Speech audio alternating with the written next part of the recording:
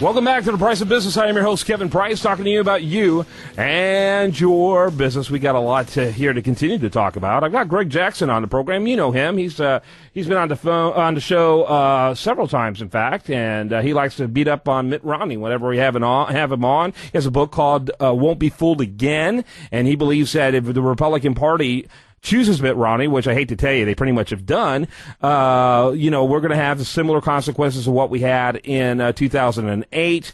And you argue that we'll be even worse off if he happens to get elected, unlike John McCain. Good to talk to you again.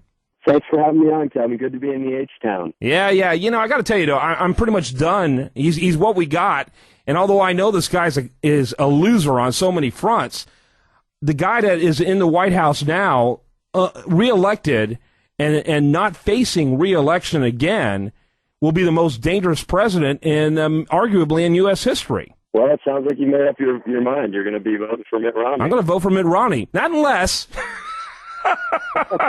I think Texas is going to probably vote in a landslide for Mitt Romney, to be perfectly honest with you.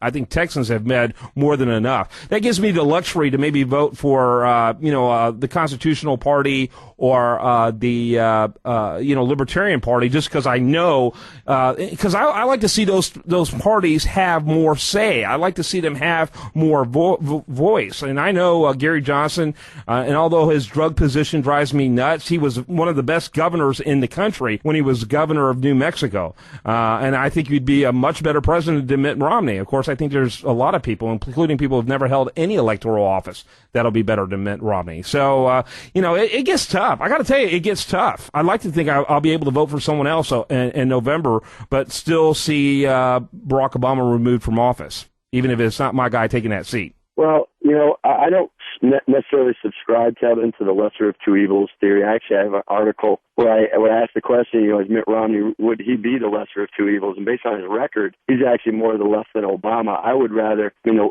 wolf in sheep's clothing, I believe, is always more dangerous to the flock than the wolf in wolf's clothing. So for me, it's easy, a decision. And by the way, Mitt Romney, to my knowledge, hasn't sewn up the nomination. Somewhat premature. I mean, he's the presumptive nominee. But anything could happen in a brokered convention. It's not going to be a brokered convention, though. I mean, he's going to win. There's still a lot of delegates left. He's going to get those delegates. Sure. He's meeting with Rick Santorum, and Rick Santorum's going to broker some kind of deal with him. Help me, pay off my campaign debts. Same thing with Newt, who has even, crazier debts, and this thing, and neither one of them, particularly Rick Santorum. Rick Santorum now is in a position to be a serious candidate in 2016, in my opinion. He proved himself very credible. He is the guy to beat now in 2016, in my opinion. If he comes across as anything as a unifier on this still, his career will be ruined. His political career will be ruined. That may be true. You said that I like to beat up on Mitt Romney. Mitt Romney is just a symptom of the problem. Having covered him on the radio when I was on the radio in Boston on WRKO, I became intimately aware and knowledgeable of his record. And what I realized is that this guy is really just a liberal trying to pass himself off as a conservative.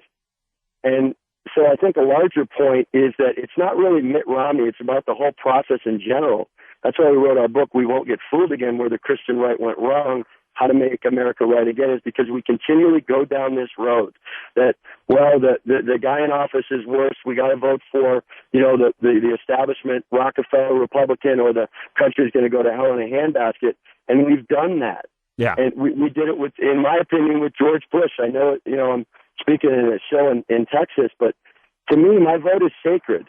And if you can't do it, I know nobody's perfect, but if you can't get it right on the main things, and this isn't just true for my vote for president, Kevin, but it's true along the line wherever I may cast my vote for congressional, on the state level, for legislators, which is this. If you can't get it right on the main issues, in other words, if you've already violated your sworn constitutional oath, if you don't know why civil government exists in the first place, or what the enumerated powers of the three branches are, then in my opinion, I can't support you because I'm doing the hiring. These aren't my leaders. We are in control. That's what it means to be a self-governing republic. they work for us. And what I'm saying is, for me, look, I've already been down this road. I am not. My vote is sacred. So, and if a candidate can't do the major things that I just outlined, then he or she is not going to get my support for any elected office at any branch or at any level of government. Hey, and Greg, I don't really care what other people do. I think it's important for people to have an idea of what you plan on doing. So you think there's going to be a brokered convention, or are you going to vote for Virgil Good of the Constitution Party?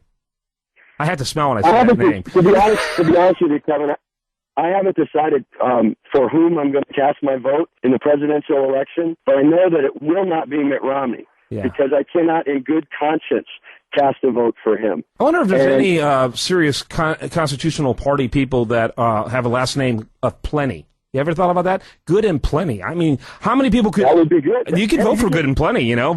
Constitutional Party, vote for Good and Plenty. You gotta love that, man. You're a businessman, and you understand that marketing is very, very important. And my name's Kevin Price. What else do I do for a living but have a show called The Price of Business, right? Kevin, in all honesty, that's why we wrote our book. We want to figure out, how is America in the situation that we're in? Why do we keep facing these choices, of socialist R versus socialist D? Why is it? And what we realized in interviewing all of these conservative and Christian leaders over a 3-year period of time, my co-author Steve Dace and I, what we realized is that the major problem that we continually make is that we elevate party above principle. Mm-hmm. And on certain things, at least for me, there are certain non-negotiables, certain things that I can't compromise on, and I'm trying to encourage my fellow brethren to follow me. Hey, Greg, they're going to wrap up, and I want them to get your go to your website. By the way, I haven't read Don't Be Fooled Again, although you sent it to me. I have read your other book about the liberal. I autographed it for you. Yeah, something real nice to you in it. I appreciate it. I did see that. I love your other book about conservative answers. That is an amazing book. What is your website? My website is Greg with 2 G's, G-R-E-G-G, Jackson.com, GreggJackson.com, and they can see the video trailer of the book. They can get conservative. They're great books. I mean, I've read the one, and I'm going to read the other, and I loved it. I loved the one on the conservative answers. You did a great job. Thanks for being with us, and we'll talk some more. Especially when you know what you're going to do further down the road, let me know, and we'll get you back on. I appreciate it. God bless you and your audience. You too, buddy. Greg Jackson's his name. Check him out. GreggJackson.com. More after this.